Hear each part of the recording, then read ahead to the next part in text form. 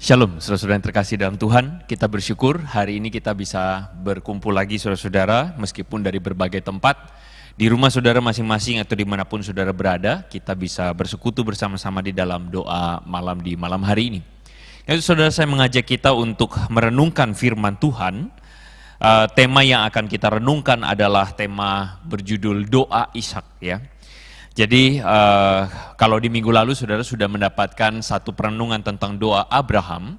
Jadi sepanjang beberapa minggu ini saudara kita akan merenungkan doa dari beberapa tokoh di dalam perjanjian lama. Dan ini memang menjadi perhatian dari pengurus dari bidang doa saudara-saudara.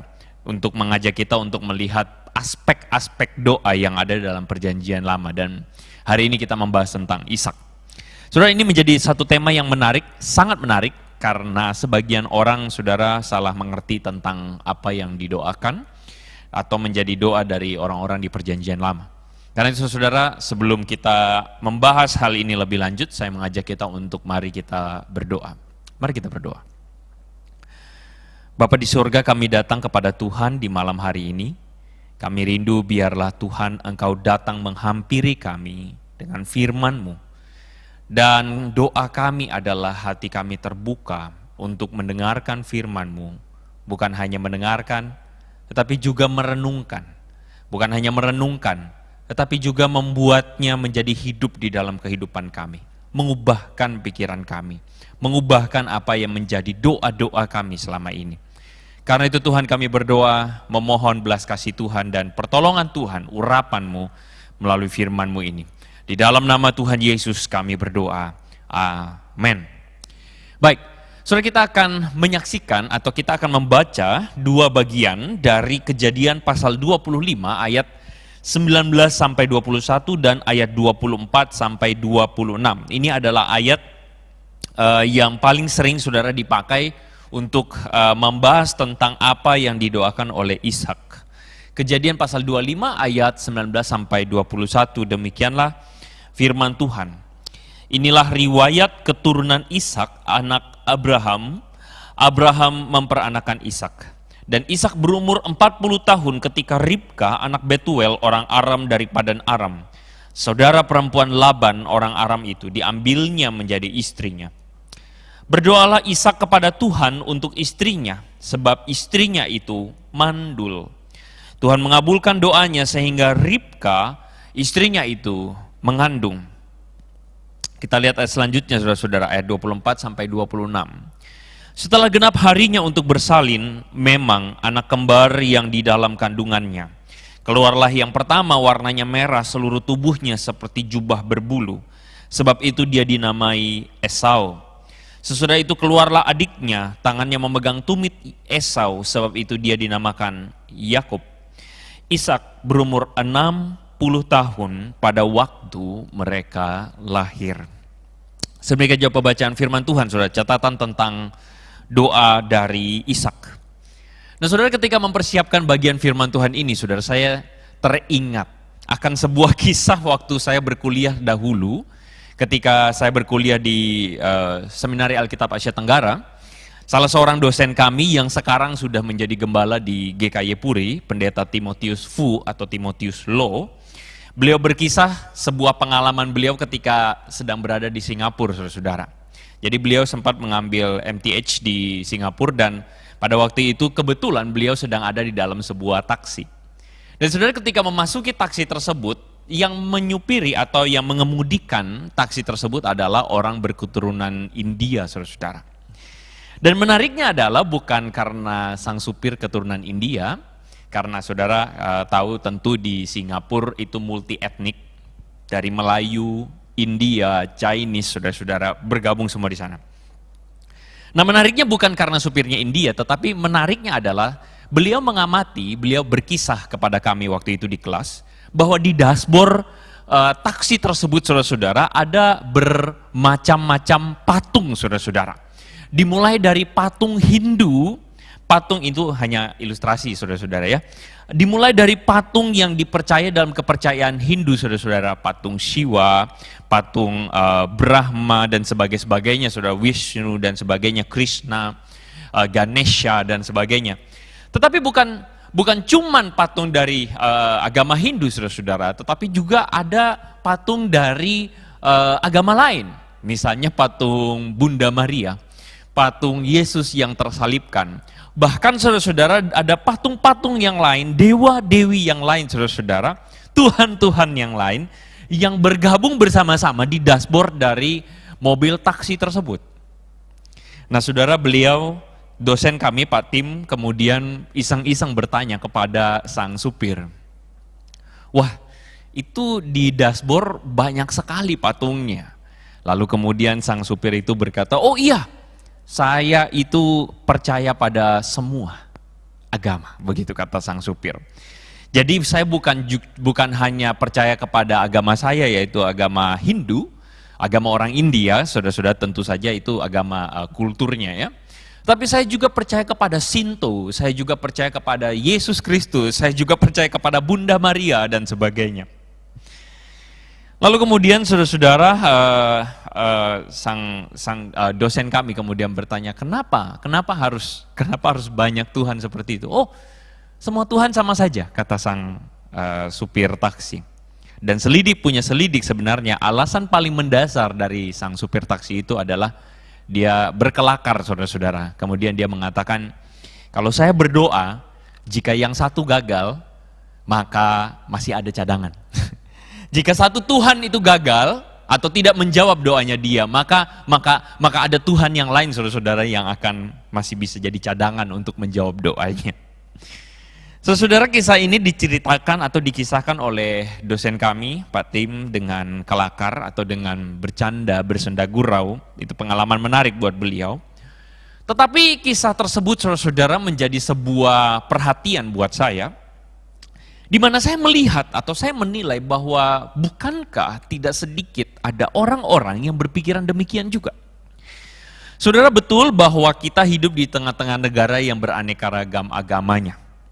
Tetapi saudara-saudara, keanekaragaman agama tersebut, saudara-saudara, bahkan kadang-kadang menjadi begitu kebablasan ketika ada di antara orang-orang Kristen yang kemudian malah menjadikan Tuhan-Tuhan yang lain, saudara-saudara, menjadi Tuhannya juga. Dalam arti ketika kita menjadi orang Kristen, saudara, kita tidak senantiasa atau tidak hanya menuhankan Kristus sebagai Tuhan dan Juru Selamat kita. Malah saudara-saudara, ada orang-orang tertentu yang menjadikan Tuhan agama lain atau Tuhan yang disembah oleh orang lain, saudara-saudara, menjadi Tuhan cadangan buat dia. Ketika apa? Ketika misalnya Tuhan yang kita sembah atau Yesus Kristus itu dalam tanda kutip gagal, saudara-saudara, menjawab doa yang dipanjatkan atau permintaan yang dipanjatkan oleh orang tersebut. Sehingga saudara-saudara, kita tidak heran, tidak asing kita melihat ada orang-orang yang berpindah agama, saudara-saudara, karena merasa bahwa Tuhan Kristen mengecewakan. Tidak heran saudara, kita menemukan ada orang yang berpindah agama dengan mudah sekali ketika menemukan ada tawaran yang lebih menarik dari agama lain, saudara-saudara. Entahkah istri baru, entahkah suami yang lebih berduit, atau entahkah jabatan yang lebih baik, saudara-saudara. Kita menemukan tidak heran ada orang-orang Kristen yang mungkin agamanya tetap Kristen, saudara, tetapi pergi ke tempat-tempat tertentu, saudara, meminta pesugihan atau meminta peruntungan, saudara-saudara, meminta jimat dan sebagainya, saudara-saudara. Karena apa? Sesederhana karena keinginan dari orang tersebut harus dipenuhi, entah melalui doa juga salah satunya, saudara-saudara. Karena itu saudara, malam hari ini kita membahas tentang satu tema yang menarik, yaitu doa Ishak. Yang seakan-akan saudara-saudara memang mendukung apa yang menjadi pemikiran banyak orang hari ini. Yaitu berdoa, dan jika berdoa kepada Tuhan, Tuhan hidup, Tuhan baik, Tuhan akan menjawab doa kita. Tapi pertanyaannya adalah apakah benar demikian? Nah saudara-saudara, saya mengajak kita untuk melihat Kejadian pasal 25 ayat 19 sampai 21 ini, saudara-saudara. Kisah ini menceritakan tentang keturunan, menceritakan tentang riwayat dari Ishak, keturunan Abraham. Saudara-saudara, di firman Tuhan ayat 19 diawali dengan firman yang menyatakan bahwa Abraham ini memperanakan Ishak. Saudara, ada satu hal yang menarik di sini. Saya akan mengajak saudara untuk membahas teks ini, saudara-saudara, satu teks demi satu teks. Saudara, Abraham, Ishak, dan Yakub ini adalah tiga tokoh patriark atau tiga leluhur orang Israel yang sangat disebutkan berkali-kali. Kalau saudara baca Allah Abraham, Allah Ishak, dan Allah Yakub, Allah Abraham, Ishak, dan Yakub. Ini menjadi tiga tokoh yang paling menjadi penting saudara-saudara bagi orang-orang Israel. Dan menariknya saudara-saudara, kisah tentang Ishak ini menarik sekali di dalam di dalam kitab Kejadian. Saudara akan menemukan bahwa di antara ketiga tokoh tersebut, Ishak itu disebutkan atau diapit antara Abraham dan Yakub. Lalu saudara bertanya sama saya, Pak, menariknya apa? Ya Abraham anaknya Ishak ya Yakub. Ya wajar dong Abraham, Ishak, dan Yakub. Tetapi Ishak ini saudara-saudara hanya diceritakan di dalam 3 pasal, kejepit saudara-saudara. Kalau saudara baca dimulai dari Kejadian pasal 12, saudara akan menemukan kisah Abraham itu dikisahkan. Sampai Kejadian pasal 25, totalnya ada 14 pasal. Lalu kemudian saudara akan menemukan kisah tentang Ishak itu di dalam pasal 25 bagian ayat 19, sampai di dalam pasal 27, saudara akan menemukan kisah tentang Ishak kejepit saudara, hanya 3 pasal. Sedangkan berikutnya dimulai dari pasal 28 ke atas saudara-saudara akan menemukan kisah tentang Yakub yang totalnya 23 pasal. 14 pasal, 3 pasal, dan 23 pasal tentang tokoh-tokoh ini. Dan Ishak dikisahkan paling sedikit, cuman 3 pasal.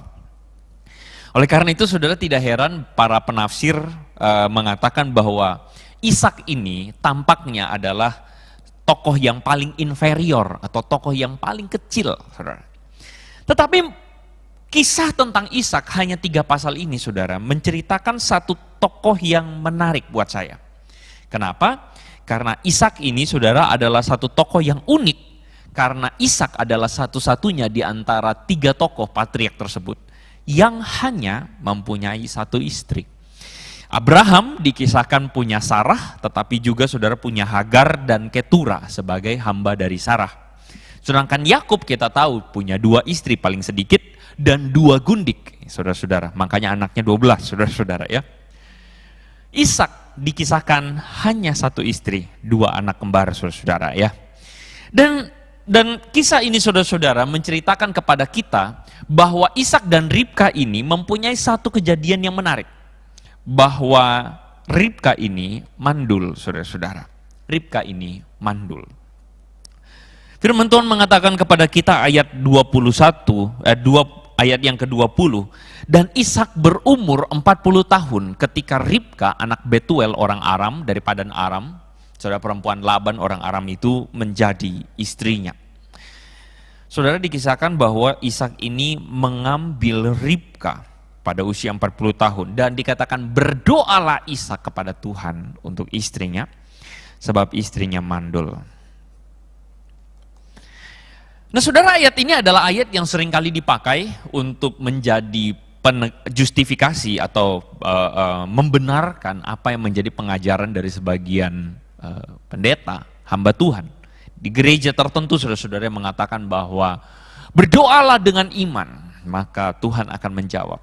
Dan salah satu ayatnya tentu ini, Ishak berdoa ketika istrinya mandul menjadi tidak mandul. Maka ayat tersebut saudara-saudara menjadi melebar di dalam pelaksanaannya, yaitu ketika misalnya kamu membutuhkan sesuatu, misalnya mohon maaf, misalnya kamu miskin, berdoalah supaya kamu kaya. Atau misalnya jikalau kamu sakit, berdoalah supaya kamu sembuh. Atau misalnya saudara-saudara jika kamu mengingini sesuatu maka berdoalah maka kamu akan mendapatkan.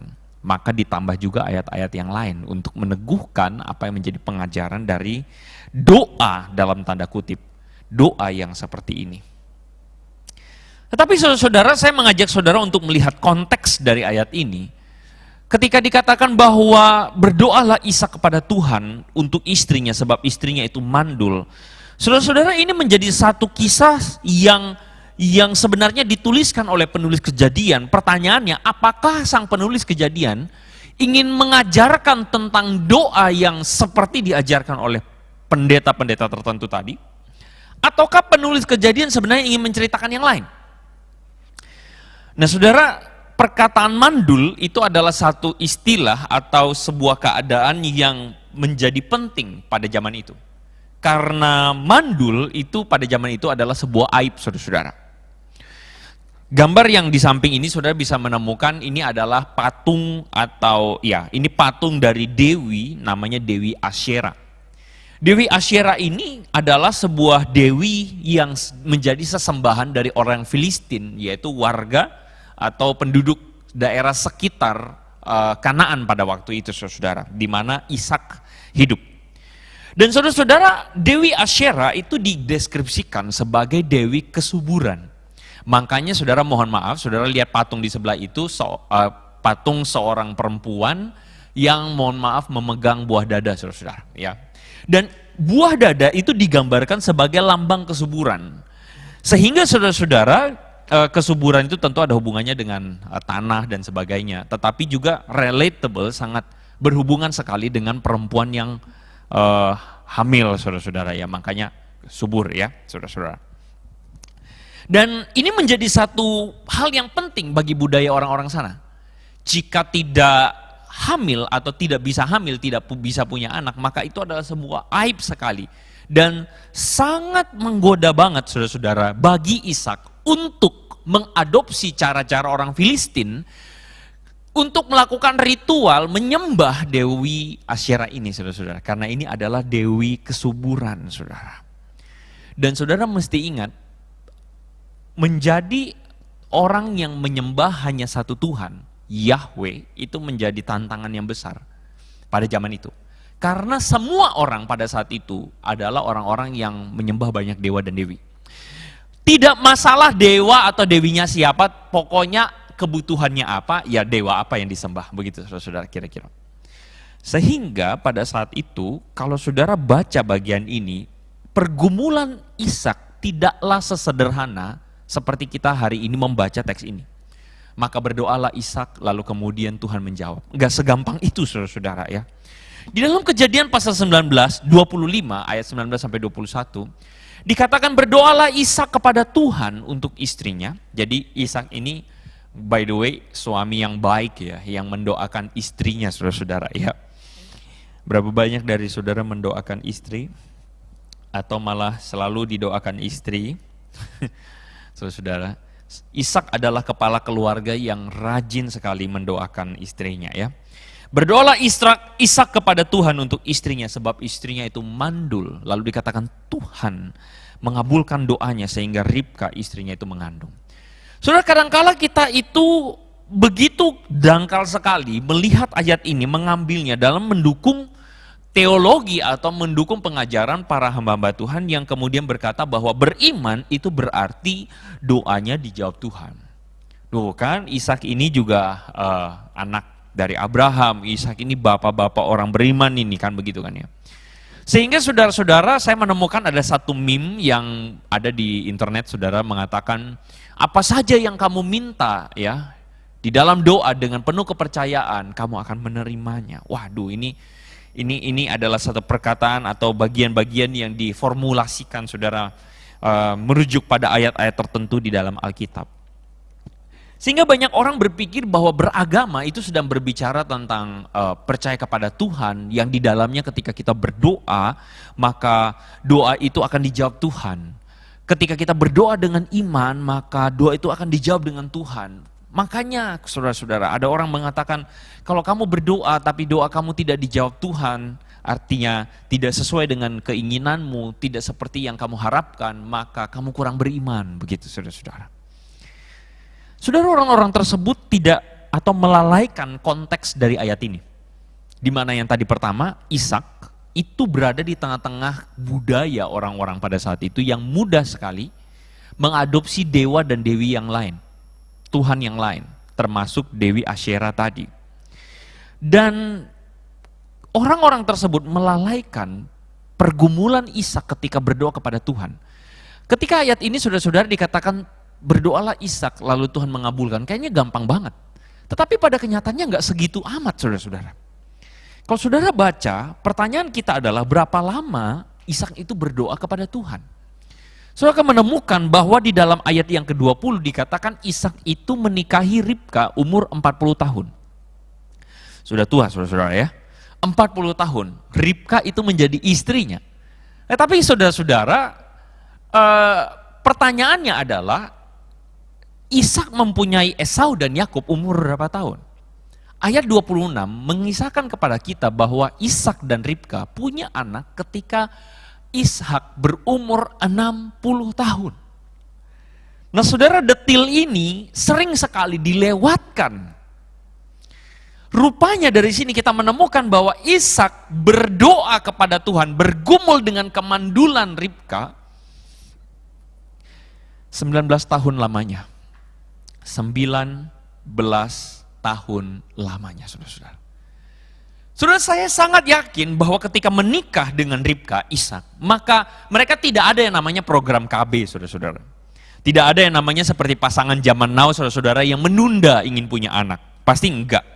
Ishak sama Ribka pasti mau punya anak sesegera mungkin, karena tentu saja janji yang diberikan kepada Abraham diteruskan kepada Ishak bahwa mereka akan jadi bangsa yang besar.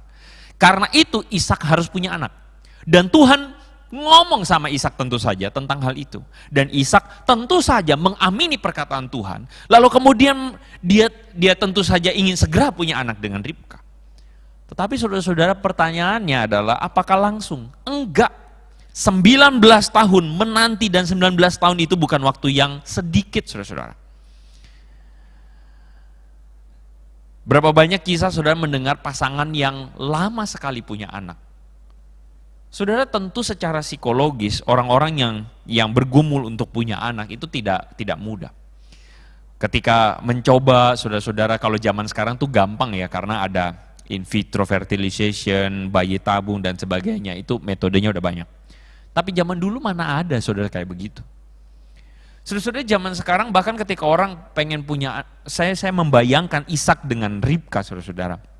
Ketika awal-awal tahun pertama kok belum punya anak, oh nggak apa-apa, mereka berdoa terus. Saya pikir saudara-saudara tahun pertama, tahun kedua, apakah masih rajin berdoa untuk punya anak? Tahun ketiga, 4, 5 tahun, masih rajin? Lalu kemudian tahun ke-6, ke-7 sampai tahun ke-10, saya pikir-pikir saudara-saudara, jangan-jangan memang Ishak sudah sama Ribka, saya nggak tahu. Seberapa bergumulnya mereka? Apakah ada waktu di mana Ishak sudah berhenti untuk berdoa untuk punya anak? Saya nggak tahu, saudara-saudara. Saya pikir mungkin iya. Sama seperti apa yang terjadi pada Abraham, bukan? Ketika Abraham dengan Sarah tidak kunjung punya anak, apa yang terjadi? Ambillah Hagar, budak dari Sarah, untuk punya anak, Ismail jadinya, saudara-saudara. Bukankah itu juga terjadi, bisa jadi kepada Ishak? Tetapi menariknya adalah Ishak tidak melakukan apa yang dilakukan oleh Abraham. Ishak tetap duduk dan tetap, saya kira Ishak ini adalah seorang yang menanti janji Tuhan dalam hal ini. Berbeda banget dengan orang-orang hari ini, saudara, yang hanya berobsesi atau bertujuan untuk berdoa, untuk mengabulkan keinginan. Seringkali doa itu, saudara, dipandang sebagai satu sarana untuk meminta, untuk mengabulkan keinginan kita. Sehingga saudara-saudara, orang-orang yang mempunyai mentalitas untuk doa mengabulkan keinginan ini, saudara, adalah orang-orang yang tidak jarang akhirnya kecewa kepada Tuhan. Saudara, saya menemukan ada satu kisah, saudara, di Quora. Ini adalah sebuah platform untuk tanya jawab, saudara. Jadi orang tersebut, saudara-saudara, bertanya begini. Jadi ada sebuah pertanyaan, sebagai seorang ateis, apakah kamu pernah percaya kepada Tuhan sebelumnya? Begitu. Ini pertanyaannya. Jika iya, apa yang membuatmu memutuskan untuk meninggalkan Tuhan? Apakah seorang ateis meninggalkan imannya sesederhana karena doanya tidak dijawab? Nah, ini pertanyaannya kayak begitu. Saudara, ada seorang yang menjawab dengan anonim, saudara-saudara. Orang itu menjawab bahwa dia adalah seorang ateis tentu saja, dan dia pernah menjadi seorang yang percaya kepada Tuhan. dia lahir dengan sebuah keadaan disabilitas pada kakinya, saudara-saudara, dan kemudian yang terjadi adalah dia ke gereja dengan orang tuanya, karena tentu orang tuanya adalah orang Kristen. Ini tentu di barat, saudara-saudara, ya, di Amerika saya kira. Lalu kemudian dia pergi ke gereja dan di situ dia dibully dan sebagainya, dan tentu saja saudara-saudara, dalam konteks ini dia berdoa kepada Tuhan supaya kakinya sembuh atau terjadi mujizat pada kakinya. Dan bukankah Tuhan itu adalah Tuhan yang Maha Kuasa yang mampu untuk memulihkan kaki yang mungkin tidak normal tersebut? Bukankah ada banyak tontonan di TV-TV, saudara-saudara, televangelis yang berdoa, mujizat demi mujizat, di mana katanya langsung kakinya sembuh. Bukankah itu juga bisa terjadi untuk dirinya? Dan dia melakukannya, saudara.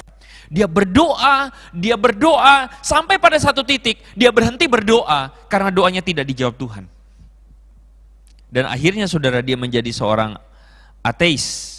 Dia mengatakan bahwa tentu saja saudara-saudara ada banyak faktor yang lain, tetapi salah satunya adalah dia mengatakan bahwa dia berhenti berdoa setelah sampai pada usia 40 tahun, saudara-saudara, dia sudah tidak lagi menjadi orang yang percaya kepada Tuhan. Saudara, dibandingkan dengan kasus ini, saudara, Ishak berdoa selama 19 tahun. Dan saya kira selama 19 tahun itu ada masa-masa di mana ada orang-orang yang mengejek Ishak. Berhentilah berdoa kepada Yahweh, ini doa sama dewi saya, Asyera. Dan sebagainya, dan sebagainya. Apakah Ishak pernah frustasi? Saya tidak tahu. Apakah Ribka frustasi? Saya kira iya. Karena dia sebagai seorang perempuan yang tentu saja berada dalam satu budaya di mana orang-orang lain, saudara-saudara, kebudayaan di sana pada waktu itu, kalau istrimu mandul, ceraikan, ambil istri yang lain. Bahkan setidaknya dia melihat bagaimana mertuanya, atau papa mertuanya saudara Abraham itu tidur dengan hamba dari istrinya Sarah, saudara, mama mertuanya. Saudara, konteks ini tentu tidak mudah bagi seorang Ishak, bagi seorang Ribka apalagi. Tetapi menariknya sekali lagi, saudara-saudara, Ishak ini tokoh yang bagi saya unik. Pertanyaan kita adalah, apa yang menjadi isi doa Ishak? Ayat kita atau ayat yang dikatakan di ayat yang ke-20 itu, saudara-saudara, 21 mengatakan berdoalah Ishak kepada istrinya, kepada Tuhan untuk istrinya. Kayaknya gampang banget, kayaknya Ishak doanya gampang banget. Bagi saya, untuk mengetahui isi doa Ishak itu kita tidak mudah menemukan secara literal, karena memang penulis Alkitab tidak ingin menceritakan kepada kita isi doa Ishak, saudara-saudara. Tetapi saudara, saya akan mengajak kita untuk menelusuri apa yang menjadi sebenarnya kira-kira apa yang menjadi pergumulan Ishak dengan Tuhan di dalam doa-doanya. Saudara akan menemukan ada satu kisah di pasal 26, yaitu kisah tentang Ishak dengan orang-orang Filistin. Terkhusus saudara-saudara di ayat 12 sampai ayat 35, 12 sampai 33, saudara akan menemukan kisah antara Ishak dengan para gembala Filistin. Jadi saudara bisa membacanya setelah khotbah ini, tapi saya ceritakan langsung saja, saudara. Jadi kira-kira Ishak itu menabur di lahannya orang di daerah Kanaan, saudara-saudara. Dan di situ Ishak membuka sumur-sumur yang pernah digali oleh ayahnya Abraham. Sumur itu adalah lambang dari kekayaan, saudara, by the way, ya. Dan yang terjadi adalah terjadi pertengkaran antara gembala-gembala Ishak dengan para gembala orang Filistin. Karena apa? Karena orang Filistin itu mengsengketakan sumur tersebut. Dan saudara akan menemukan tercatat 3 kali Ishak ini mengalah kepada para gembala Filistin.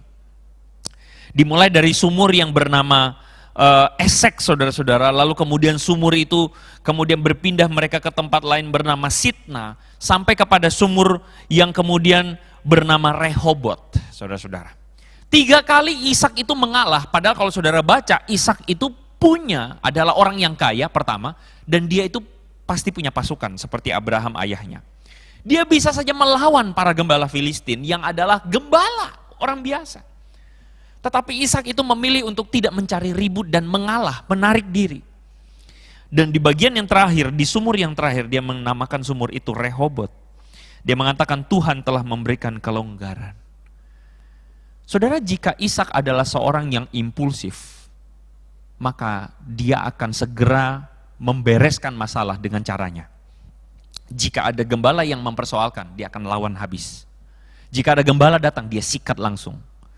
Orang yang impulsif tersebut adalah orang yang ketika berdoa, saudara-saudara, ketika doanya tidak dikabulkan, maka dia akan cari cara lain.